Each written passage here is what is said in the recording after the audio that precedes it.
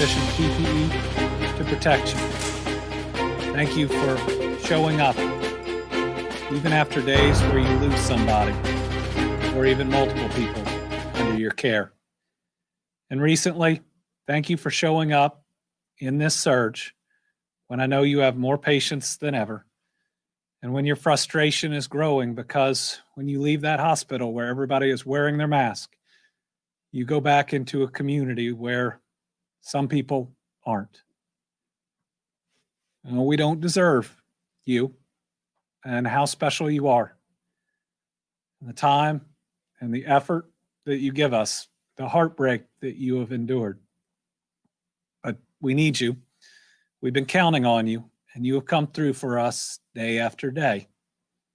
For the rest of us, we owe these people more and better than we've been giving them. Right now, we face a shock to our healthcare system where very soon we could have more people that need the help from one of those amazing people that you just watched than there are enough of them to help us. We are in a dangerous escalation of this virus that if we don't stop, even with all of the work that those individuals will put in, they will not be able to save as many of us as if we help them. Day in and day out, they're trying to stabilize people that are suffering. Day in and day out, they're trying to get people off that ventilator and back home. Day in and day out, they're doing what it takes. So day in and day out, we have to too. Think about their sacrifice every day going into a unit where they could contract this very virus that they see people die from. What about our sacrifice? Over these coming months until we get to a vaccine, are we willing to step up for them and for each other to make sure we can all get through this and get through it together? We are at war. They are on the front lines. Maybe they are the only line, and I will not abandon them. I will stand with them, and I will make the difficult decisions it takes to make sure that our healthcare system can ultimately help everybody who needs it, and that we stop this dangerous exponential growth. This last week, we had our most cases ever, and it wasn't close. For the first time in a week, we had over 20,000 cases. It was 3,000 plus cases more than the previous week. Do you remember how shocking it was when we had 3,000 cases in a single week? It took us from March the 6th through July the 19th to have a week with 3,000 cases total. This is exponential spread. It will, and it is overwhelming us. And it's why we must take action. Just look at this graph and how steep the line is going up. What do you think this next week is? What do you think the week after that is? When we have the Louisville hospital system pausing elective surgeries right now because it's that bad. We have Pikeville Medical Center, we have King's Daughter, when we have Bowling Green Hospital System telling you that they are already struggling. St. E's in Northern Kentucky talking about the same and their concern. What happens if we double in 2 weeks on a system that is already facing these problems? The answer is not only more people die, but more people die than they have to. That's how this virus works. We saw it in New York, we saw it in Florida, we saw it in Texas, we saw it in Arizona, and I don't want to see it in Kentucky. So this is our job. And every day that we spend arguing with each other is a day that we are not putting all of our efforts towards stopping this virus. Now, some of us can ignore it, but it's not going to ignore us. So we need everybody's help because the challenge and the threat is so real. Cases aren't just going up. Our inpatient census, these are people needing hospitalization, going up, up, and up. And you know what? There is a line here where once we cross it, people can't get the necessary care they need. It's the ICU too. It's not just that we have more people who need to go to the hospital. We have more people who are really sick now than ever. And when you look at this, just know these are your fellow Kentuckians. If it's not somebody you know, you're really lucky at the moment and you're really blessed. We're not supposed to take those blessings for granted. And we're supposed to mourn those that have lost and be concerned about those that are struggling. We look at patients on a ventilator, and other times we never saw these numbers going up the way they're going up right now. These are people that we're lucky if we save and take more care from doctors or nurses than any other. So remember, we have more people now than ever because of the number of cases that need help from a doctor or a nurse. But because our number of cases, our community spread, we have fewer doctors and nurses out there because more of them come down with COVID or are quarantined because somebody in their community has tested positive and is a close contact with them. So it's a real simple question for all of us. Are we willing to do what it takes and to sacrifice so that when somebody is in a hospital and really needs help and otherwise might not make it, has a doctor, a nurse, and the other help that they need? What we are seeing, what we are concerned about, we're taking action before we hit the point of no return, because that point is close, folks. We don't take action now, what we're talking about will happen. Taking action before Thanksgiving is critical to make sure the surge that we all expect to see afterwards, to make sure that we're as ready for it as we can. And all over the country, we are seeing our healthcare systems brace and even break. Early on, New York proved what happens when you run out of healthcare capacity with its loss of life. Incredible, awful, tragic loss of life early on. And look, New York is already back opening field hospitals. Again, it's hitting everywhere. NPR, this is 6 days ago, I think. At that time, almost a week ago, talked about over 1,000 hospitals in the U.S. being critically short on staff. Exactly what we're talking about, not theoretical, but happening here and happening in real time all across the United States. This virus, in the Kentucky virus, it spreads and it impacts us just like it does all across the U.S. You look at the Mayo Clinic, which we just talked about the other day, having 900 employees that can't come to work because of being positive or being quarantined. They're now putting beds in their parking garage. In their parking garage. Did you ever think in our lifetime that you could potentially be in a hospital bed, in a parking garage, because there's so many people who need help? That's how real this is. And can you imagine their family? Thinking about them just in that concrete structure, wondering if their neighbors and community, if we'd done more, would that person be getting better treatment? ABC News, same thing.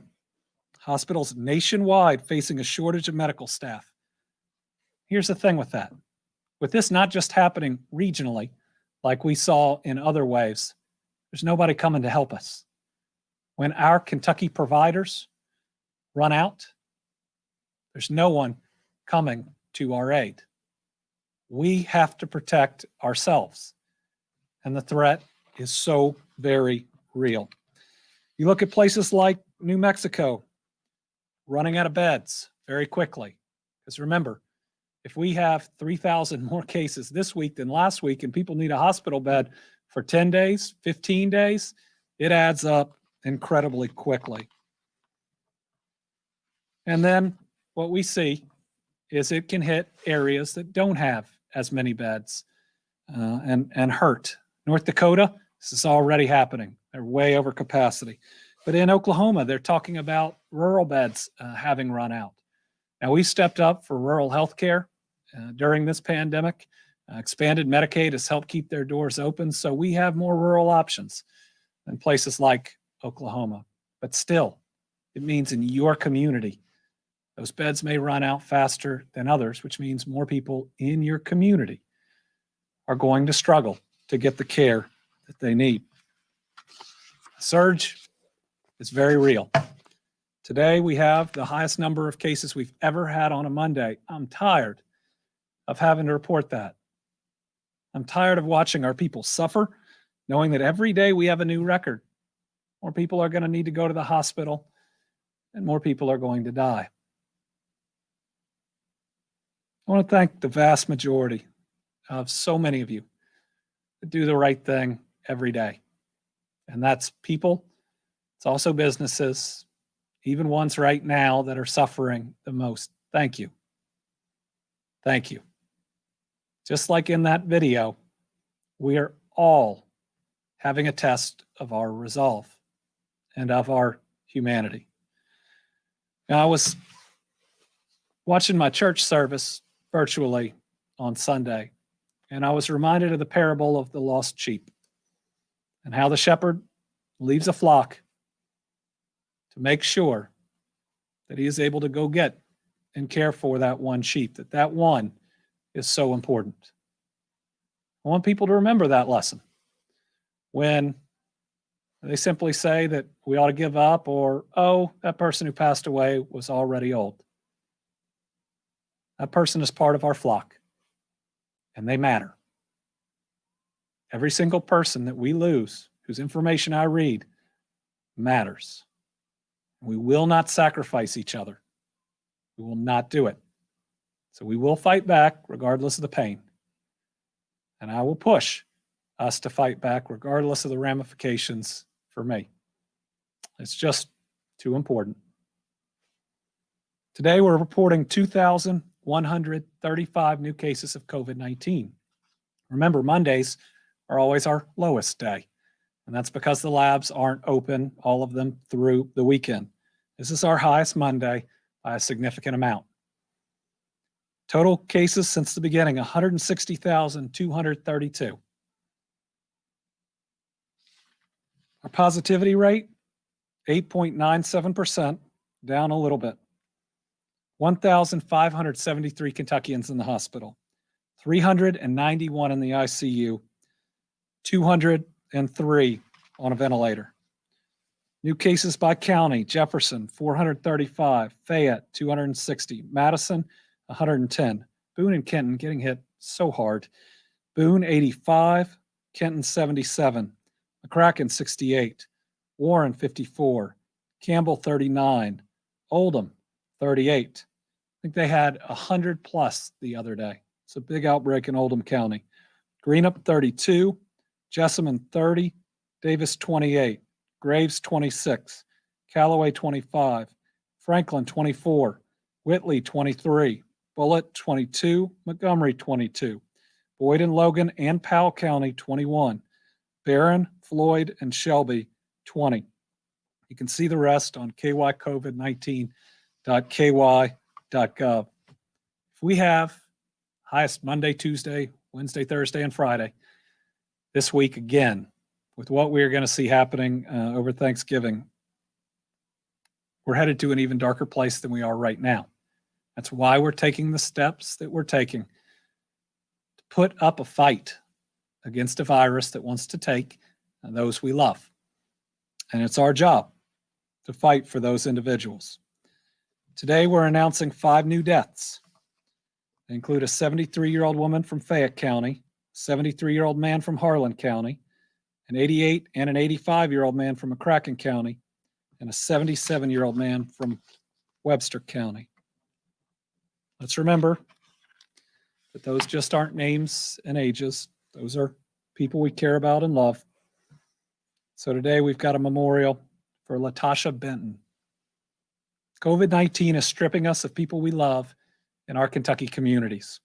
One of these people is Latasha Benton of Lexington. This next part's hard. Latasha was only 43 years old. She was a key member of the Lexington community, dedicating her life to helping others. From tenants' rights, affordable housing, to criminal justice reform, Latasha was there to do whatever was needed to raise awareness and help those people who needed it most. Latasha was a fighter. Her mother, Stephanie Pace, shared with the New York Times that Latasha was her bionic girl. Latasha had 2 strokes, 2 kidney transplants, and 2 hip replacements. But her mother shared during all that, she never complained. Latasha tested positive for COVID-19 at the end of October. She died November 6th. Latasha left behind her son, Daniel, and her 2 brothers, Antonio and Robert, and her mother, as well as an entire community of people who loved her. You think about days where people try to argue, can't happen to them, doesn't happen to them. I turned 43 on Sunday, and I have a son and a daughter. Latasha, we are so sorry, and we grieve with your family. And I will wear my mask for you, and I hope everybody else does too. We're continuing to see COVID spread in congregate situations in Kentucky child care facilities, 15 new facilities with at least 1 positive case, 19 new staff members, 16 new children. We have so much COVID right now, it overwhelms any area and all of our defenses. That's where we are. That's why we're having to take tough steps. Long-term care, active cases. Again, we do more testing in long-term care. It should be almost the safest place to be in this Commonwealth. 3 tests a week in many places. PPE. There is so much coronavirus. It still makes it through. And think about it, as opposed to other places, people are going to wear their masks. And it's still getting in with 138 new residents testing positive, 135 new staff, 37 new deaths of residents, and 1 new staff member that's passed away. We've also lost 2 additional inmates in Kentucky. Both were at the Kentucky State Reformatory. I'll now turn it over to Dr. Stack, who's going to talk through some modeling, at least from the Louisville region. It shows you if we follow these steps we put into place, we're going to save a lot of lives.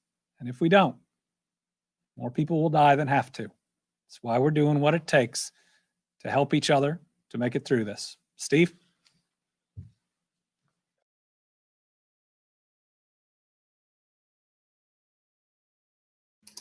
Thank you, Governor. I'm going to start out, if we can, let me first talk about contact tracing. The governor wanted me to make some comments about that to try to help explain that a little bit differently or better, and then we'll go to my slides. Contact tracing, when we do this, has a number of purposes. The first part is case investigation, where we identify people who have the disease. We contact them as quickly as we're able to, provide them information so they can keep themselves safe and keep others safe by isolating themselves away from others so they don't spread infection. And then we've also in Kentucky put in place other supports so that we can try to assist people if they have various other needs, for housing or food or social supports. Now, we can't do that all the time, but we have a number of programs we put in place to try to assist with those. And then there's contact tracing. So once we've spoken to the positive patient, we then identify the people they may have exposed to the disease, and we attempt to contact them to notify them of their potential exposure and provide them information about quarantining so that they don't go out to public unknowingly spreading disease if they have the infection but don't have symptoms either yet or ever if they remain asymptomatic. And so the systems in place rely upon the newer system that we built to integrate the state for contact tracing to try to collect the information and support the local health departments so that they could try to support the public in forward in time, minimize the spread of disease throughout the population. We have also relied upon a federal information system called NEDS, and NEDS is what we use to capture more of the clinical information for people who are infected and to try to identify clusters as we're able to. Clusters are places where people spread infection in a specific location. The focus, though, has been on trying to help people who are infected and prevent more people from becoming infected. And that's the primary focus of the information systems we use. If I could have my slide deck now, please, so I can talk about the measures we took last week. So I'm going to show you two reports here. These reports were done by Dr. Syed Karimi, who's PhD at University of Louisville. He also works with the Louisville Metro Health Department. And he and his team, he's got a rather large team that I won't read all the names here, have done some really interesting research in recent weeks and months, trying to help understand the disease, the impact of our measures on the disease and its spread. And I think you'll find these useful. So this first study I'm going to share, which was just completed last week, projects what they estimate the impact would be of the new executive order, the restrictions we had to put in place last week on hospitalizations and deaths in the Louisville region. If we could go to the next slide, please. So this is for Region 3. So in the state, we have divided the state into 10 regions for the purpose of hospitals working together to coordinate emergency preparedness and response. And so this is Region 3 of this hospital preparedness program, and it includes the counties you'll see there in Region 3. And I put the names up there at the top. So I think it's 14 counties total. If we could go to the next slide, please. This is just a summary of the measures that were in the executive order that took effect on Friday, November 20th. Additional restrictions in gyms and fitness centers and pools, recreation facilities, also at venues and event spaces, reduction in social gatherings to 8 people from a maximum of 2 households. There were certain restrictions on professional services at 33% capacity. And of course, restaurants and bars with no indoor food or beverage service. Additionally, there were requirements to go to virtual or non-in-person educational instruction for elementary, middle, and high schools, as noted there. So this, I have taken a screenshot from their report just to show that these were their interpretations and understandings of the rules that were put in place. If we could go to the next slide. So this is hospitalizations. The red line at the top is if we did nothing. This is what they are projecting would be the number of hospitalizations between the date of the implementation of the order and January 15th. So they estimate in that cluster of 14 counties, Region 3, that if we had taken no steps, there would be 1,689. I'm reading the wrong line. 1,689 active hospitalizations total. If you go all the way to the bottom there in the green, if we have high compliance with these measures, they estimate that there would only be 107 deaths. That's a profound difference. It's a staggering difference, in fact. If you look at even partial compliance, you can see that there are substantial drop-offs in how many people are going to be admitted to the hospital. I think if you just look at the top pink line right here, you can see that even with low compliance, they say that this would have a reduction in disease transmission of 25% and prevent 355 excess hospitalizations. And I'll show on the next slide, 98 deaths. That's even just with mild compliance, and just by December, if you stretch that out to January, it prevents over 900 hospitalizations and over 500 deaths by mid-January. So if we could do the next slide, please. So here are the deaths that would be projected. You see the red line going upward very briskly if we took no interventions. And again, if we had complete compliance here, by mid-January next year, we would prevent almost 1,000 additional deaths, almost 1,000 people in those 14 counties who would be alive because of these measures if everyone just complied. And even with low compliance, you still see a significant decrease in the number of deaths. They say that by mid-January, even with low compliance, you'd have 513 deaths that were prevented. So this is substantial.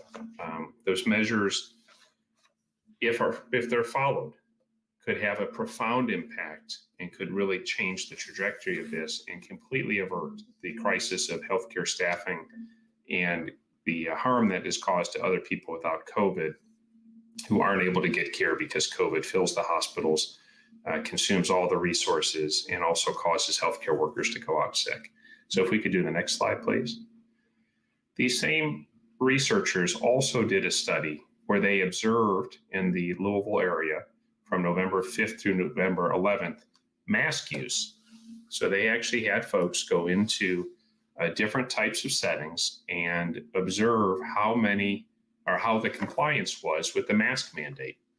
And their top line conclusions, which I've put there for you, are that compliance is much lower than we would have liked to see in a variety of different types of settings in the Louisville area.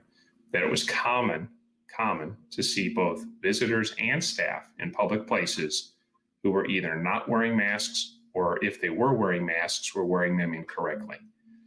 And that there were other distinctions they noticed. The most typical demographic for non-compliance were men from the ages of 19 to 44. And then they also say that there are other sub-findings, which we won't go into here today. If you can go to the next slide, because this is going to build up to my final points here for today. So this is where they looked at different types of public areas. That's what PA stands for. And you have large, medium, and small. So I guess you think of large as a, like a large retail space or a large shopping mall or store. And you go down to small would be a tiny little shop or venue or public area. And if you look at this, their observations of folks were that the dark red is for people who were not wearing masks, visitors, and the lighter pink is for people who are wearing their masks incorrectly. And you see their observation of incorrect mask use is incredibly high, in large venues as high as 60%. But you also see that when you go from large venues to medium to small, that visitor non-compliance with just not wearing a mask at all goes up substantially, all the way up to a third of people not wearing a mask, at least one person not wearing a mask at all in these smaller public areas. And when you look at the similar graph that they produced for staff in those smaller settings, it mirrors that. So folks, for at least 3 weeks, the governor was asked repeatedly in press conferences, why have we not imposed additional measures? And he said repeatedly that public health experts and his public health team had advised him there were more than enough measures in place. If we just followed the measures already in place, we wouldn't have to take additional steps. And so we waited for 3 weeks, asking, urging, begging, pleading, trying to persuade with facts and figures, and also appeals to people's better angels that we had to pull together. We had to follow the guidance that was in place. We had to follow the mandates that were in place, because if we had done that, we could have turned the tide from this problem and been in a very different place. Along those 3 weeks, we managed to climb to a positivity rate for the tests over 9%. We also managed to, in that same time frame, see an exponential growth in new cases. And we also began having, not just in one place, but we had hospitals in Louisville area, Northern Kentucky, far Eastern Kentucky and Pikeville, and other places having to cancel and postpone non-COVID related medical and surgical procedures and care in order to preserve space for COVID patients and to continue operating the hospital as best they were able while their own staff began to get sick or exposed to the disease. So we didn't take these measures lightly. We were methodical and thoughtful, and we attempted to plead for people to comply. And again, I want to echo what the governor said. There are a large number of Kentuckians who are doing the right things. There are a number of Kentuckians, however, who have decided for whatever reasons personally that it is important to them to not wear masks, to not minimize the spread of disease.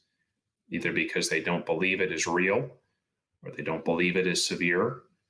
And the presentation of absolutely unthinkable things like setting up hospital beds in a garage and putting up tents in, in the park in New York again, things that you would have never conceived of ever happening are not persuasive to folks who have chosen not to comply with these measures. And as a result, because we can't stand by idly and let Kentuckians who can't otherwise protect themselves, who are vulnerable, pay with their lives, literally, or with chronic illness and disability for a disease that is spreading so rampantly, the additional measures became necessary. And if we were just to comply fully with the mask mandate, that alone probably would help to contain this virus and get us back to reopening all these different things that are now shuttered. So ultimately, it's the public's choice how we're going to respond. And I think along this journey, I have come to appreciate a little bit more John F. Kennedy's remarks. Ask not what you can do for your country, rather ask what you can do for, ask not what your country can do for you, ask what you can do for your country. Folks, we're trying to do all we can to be as targeted, to build in the least restrictive restrictions we can to keep people safe. We're trying to enforce these as best we're able to. But ultimately, that last leg of the leadership journey comes down to your personal choices and your personal leadership in your local communities. This is both elected individuals, your elected officials locally in various different ways. It's also you. It's also your choices. If there's non-compliance happening in your decision, whether you'll support the businesses or not support the businesses who aren't complying, or whether you'll have a difficult but courteous, always please be courteous. This is not something for friction and conflict. A discussion with your friends and your family and your neighbors, and trying to have those moments where people will understand from someone closer to them, someone they love and care about, not someone like me who's far away sitting in the state capitol, that this is really important. This is a defining moment. And we're going to have a dark winter if we don't pull together. And we want to lift as many of these restrictions as fast as we can, as soon as we can feel more confident that it won't be paid for with large-scale loss of human life and harm to other people who need medical and hospital care who don't have COVID. So, folks, I'm grateful to you. We have shown in Kentucky that we can control the outcome when we act together, when we act with kindness and concern for each other. We have shown we can make a difference. We have really got to pull together and rally as we enter the winter. And as you look to your Thanksgiving celebration in just a couple or a few days, I again urge you, do not mix with people outside your household. Please do not have gatherings in your home with people you don't live with. It is an assured recipe for disaster if people in Kentucky and around the country get together in anything that looks remotely like traditional Thanksgiving. That will turn Thanksgiving into something that is not something for which we'll be very grateful in a very short period after that. Thank you very much, and Governor, back to you.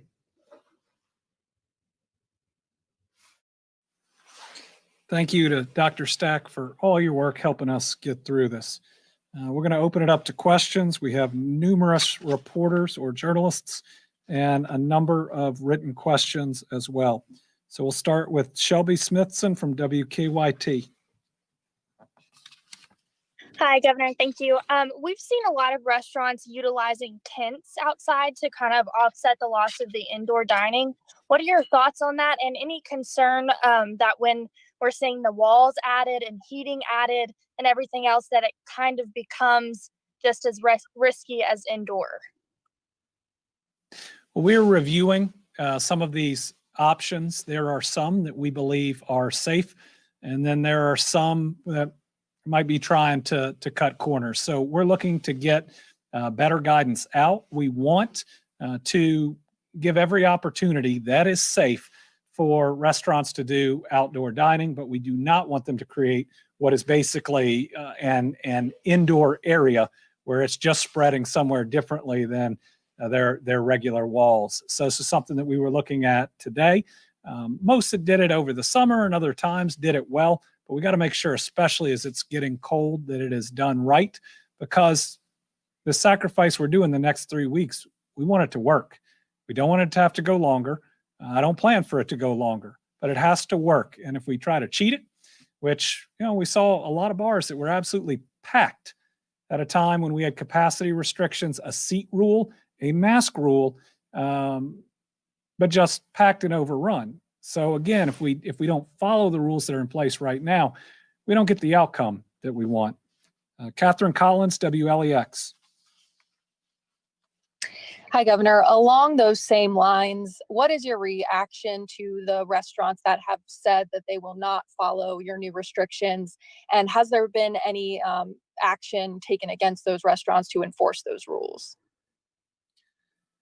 So restrictions during COVID against restaurants was taken all the way up to the Kentucky Supreme Court, who ultimately ruled that it is constitutional and we can put these restrictions in place to save lives during this pandemic. Those that are refusing to follow it are violating the very rule of law that helps us have a civilized society here in America. Basically, what it's saying is I can take a case all the way to the Supreme Court, lose, and if I don't like it, just do what I want anyways. We believe that there are only at most 2 restaurants, at least, that have been reported that are out there that are still doing this. There have been a couple others that all we've had to do is talk to, and they've done the right thing. At least one of the restaurants that's currently open has lost their food permit for violating these rules and is continuing to operate without a food permit either. Obviously, that's a problem. And again, these are tough sacrifices. But again, I mean, we're talking about 3, 4. Think about everybody out there that is doing it right.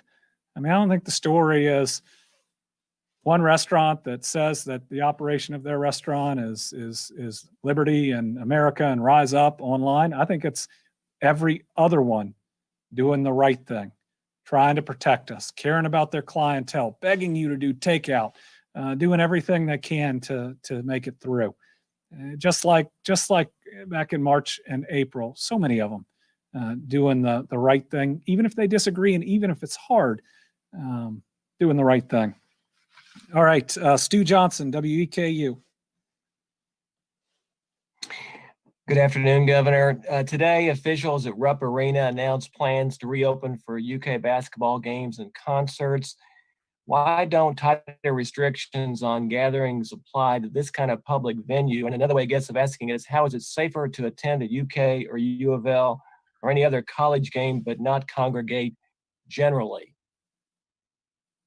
Well, all of our restrictions have been based on where we have seen the spread happening, or places that we believe are being overwhelmed or will be overwhelmed by what we're seeing coming. What we have seen from professional or college sports to date has been a level of enforcement that we don't see in congregations generally.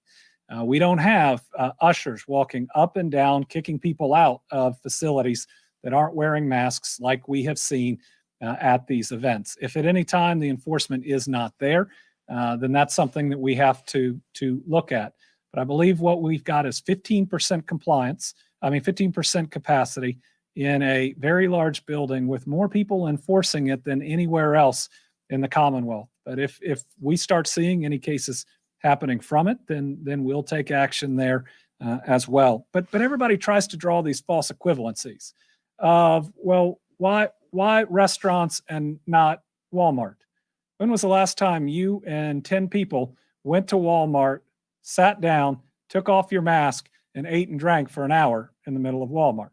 And wait, I'm from Kentucky. We don't mean the parking lot, but we mean inside Walmart itself. All of these are based on the best data that we have, on the best recommendations that we have. Now, food and drink can't be served indoor at these places. They'll have to live with those same restrictions as well. Josh James from WUKY. Thank you, Governor. You said no one is coming to help if Kentucky healthcare facilities are overwhelmed. Are there any efforts underway by the state, or is there anything the state can do at this point to attract travel nurses, additional physicians, or will we be in competition basically like we were for PPE during earlier surges? Yeah, we'd already be in competition.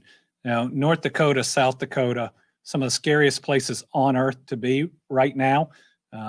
Mortality rate, I think, is the highest in the world right now, already over capacity. El Paso, with refrigeration trucks for the bodies outside of the morgue. It's here. It's not coming. It's here. And it's already hit other places hard enough to where we should know, and we should know better. I mean, how many Floridas, Texas, New Yorks, Louisianas, Arizonas, Mississippis do we have to see? Where Wisconsin, where they have been overrun, for us to say, hey, let's not let that happen here. And what I meant is, no one's coming from out of state to help us. Now, we've already called up 5 teams from the National Guard that are helping out at long-term care facilities. We'll look at what we have to do to get other Kentucky practitioners in to help. But remember, once we hit that need, we're in trouble. And in many areas in Kentucky, we're already close. And it's not an if, it's a when it happens, unless we take these actions. Joe Sonka from the Courier-Journal. Thanks, Governor. Do you have a reaction to the legal challenge of certain private school K through 12 schools to remain open in defiance of your order? And are there any disciplinary measures that the state could possibly take or is considering taking against those schools? Well, I don't think that we're at any disciplinary measure right now, because these schools that disagree are taking it to court instead of doing something else. And that's what we do. That's okay. That's how we resolve our disputes in this country. These are just, I believe, not regular private schools, but religious-based private schools. And we're not treating any school differently. We're treating them all the same. In other words, we are not discriminating against any form of school. We just know that this is absolutely necessary at the moment. We closed schools to in-person learning as a last result. Our schools everywhere in Kentucky right now are being overwhelmed by this virus.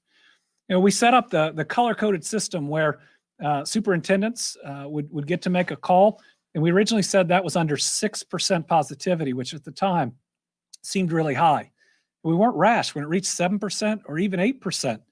We still wanted to allow that fundamental choice if we thought it was safe. And then we reached 9%, exponential growth, 10,000 kids over 2 weeks being quarantined. It is not safe. And you're asking teachers to go into that environment at a time when their likelihood for getting COVID is going up and up and up. And virtually all of our school systems had gone virtual before we had to make this decision. And with Thanksgiving coming up being a likely super spreader event, what is happening could be magnified all that much more. And when I say our school systems had gone virtual, many of these schools that are even trying to participate in the lawsuit had too. One that's trying to get into the lawsuit, on November 3rd, sent out an email saying, I realize this is extremely short notice, but I need to update you with late breaking news. We have had a significant spike in secondary COVID positive cases and corresponding quarantines in one of their locations. As a result, this afternoon, the Lexington-Fayette County Health Department has recommended that our junior high and high school students not attend in person until after the Thanksgiving holidays. And they made that choice. That's showing that there are spikes, and they are impacting even those that are contesting it. We're talking about everybody making the sacrifice of about 21 days where we go virtual to defeat a virus where its growth is exponential. And if we don't stop it from where it is, people will pay with their lives. And as far as the CDC, which has made comments on schools, if this were New York and we had a 3% positivity rate, we would have never taken this action. No, schools are very safe with a 3% positivity rate. But the CDC in every document talks about how community spread can get so large, or the circumstances on the ground can, to where it's no longer safe. I remember having a personal conversation with Dr. Birx about having to get community spread under some level of control. We're not control. We are the opposite. And if our schools become amplifiers, then how to stop it before it kills an unimaginable level of people won't be possible. And I'm a dad. I had to tell 2 kids the same thing. I know that they are better off for their education in in-person class. I know their mental health is better in in-person classes. I've sat holding my kids when they are upset and when they don't understand. But I also know what happens if we don't take the steps that it takes to defeat this virus. All right. Next is John Boyle from WFPL. Hi, Governor. I wanted to ask you about a specific case with a public school. I think it's in Nelson County. They're going to bring in certain grades on a rotating schedule, I think starting next week. And their argument is that this is allowed under the exemption to bring students in for targeted services. So I wanted to get your reaction to that and see if you see that as breaking your executive order. I want to let the KEA, I want to let the Kentucky Department of Education weigh in on that first. Commissioner Glass was very supportive of the step that we took. Targeted services aren't an entire grade coming in, but I don't know about their full plan. I don't want to prejudge it before I see it. Hopefully that's an overgeneralization, and they have some very specific things that they're trying to do for a short period of time. And that's something that the KEA will have to look at. I'm misspeaking. It's the Kentucky Department for Education. And I know people will try to make something out of that, but what I mean is the Kentucky Department of Education has to ultimately sign off on that. Tom Latek, Kentucky Today. Good afternoon, Governor. We've had another federal prison outbreak, this time in Ashland. I know in Lexington, the federal government wasn't very cooperative, I think, with your efforts on that. Are things any better with the Ashland case? Tom, I don't have that information right in front of me. We will get you an answer. You're right. Working with the federal government was incredibly difficult in Lexington. We believe we could have gotten to a better outcome. Even the help we tried to provide, most of the time, wasn't accepted, and it was a really rough outbreak there. I hope lessons have been learned, and again, we just want to help. Everybody in that facility is a person too, and we want to help. Melissa Patrick, Kentucky Health News. Hello, Governor. The New York Times is reporting that the United States has enough ventilators to go around, but not enough specialists to operate them around the clock for extended periods of time. Is this a problem in Kentucky, and is anyone keeping track of those numbers in the state around specialists related to ventilators? Melissa, first, I think you are exactly right. This is when we talk about running out of staff before we run out of beds. We think it's the same with ventilators too. There is a significant stockpile that can be moved around the United States, though, with everybody having this problem at the same time. It is conceivable, though it would be tragic if we were to potentially run out. But we're going to run out of specialists for ventilators. We're going to run out of nurses and doctors long before we run out of the bed that they need. We are working with the hospital systems. I'm not sure we have a specific number that we're tracking, but the challenge is not just that so many people will need the help, but it's the people that provide the help are testing positive because of the community or are quarantined because of the community. And working with ventilators, more specialized than other areas. Working in the ICU is too. And so every time that we start running out and we have to bring in other people that don't do it on a daily basis, our outcomes aren't going to be as good. And that's the same as bringing other people in to help in the regular hospital as well. And my goodness, you saw the video in the beginning. I mean, our healthcare workers are worn down. I can't imagine what it feels when they hear people saying it's not real, when they see a bar full of people, when they see spread happening the way that it is. I can't imagine how that feels on them. I can tell you from my perspective, it hurts to see. And again, my hope is with where everything is right now, people take a breath, look around and say, regardless of what I've been doing to date, I'm going to help, because we're just talking about months. Two incredibly effective viruses. Can we at least do what it takes for the months to get there and not let people's family members get sick and die that we could otherwise protect? James Pilcher from WKRC Local 12. Good afternoon, Governor. Thanks for taking my question. I want to follow up on that capacity issue. And you mentioned St. Elizabeth's in your opening. Do you have any more specificity around that? We've asked them several times. They say they have plenty of space. They've not indicated to us, at least publicly, that there is an issue here in Northern Kentucky. Are you saying that's different? St. Elizabeth's is working very hard. They did put out information, a little less than a week ago, about how quickly their COVID patients were increasing. And if that continued to increase, plus with their concern about what would happen on Thanksgiving, where that would put them. What they were saying is how quickly any of us around the state can go from having capacity to being right up there at it. The other thing that is important is you've seen how hard Northern Kentucky's getting hit. I mean, almost every Northern Kentucky county is having over 100 cases on the days where there's the full reporting and the labs have been open the day before. Those are healthcare workers too. And I know in every area that's getting hit hard, that is a critical worry.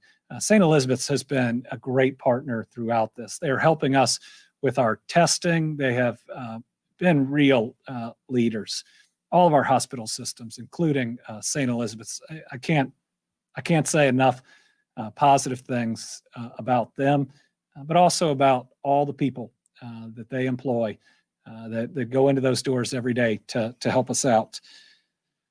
Piper Hudspeth Blackburn from the Associated Press. Thanks, Governor.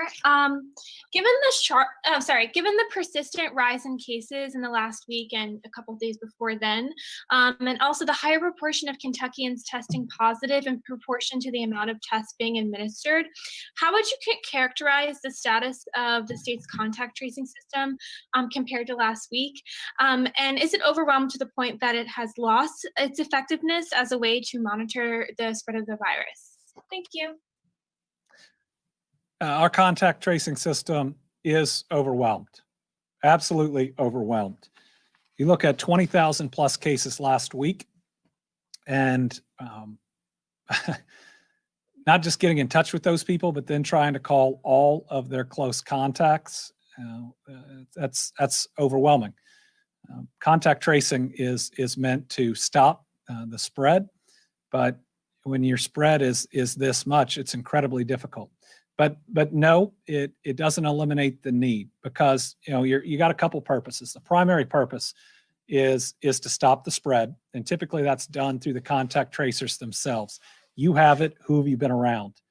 Now that contact tracer is calling that positive individual and coaching them through the steps that they need to take.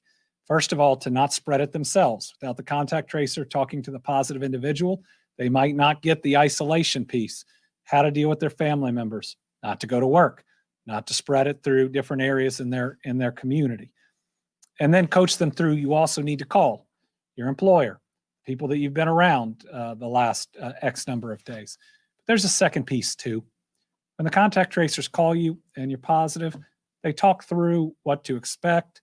They put you in a system where you can be checked up on.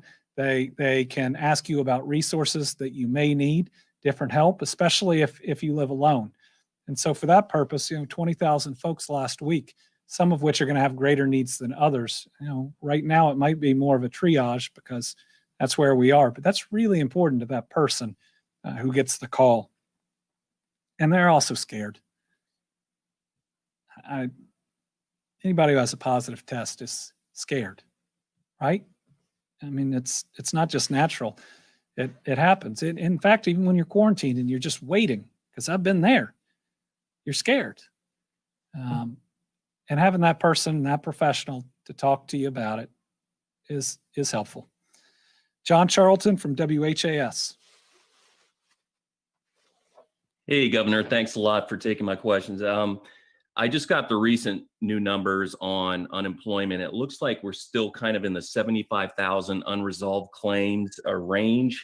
Do you think it's realistic we'll be caught up by the end of the year with EY's help? How many people are actually working on claims at this time? And what would you say to someone like Kimberly Turner, who filed in July and is still waiting now 17 weeks later?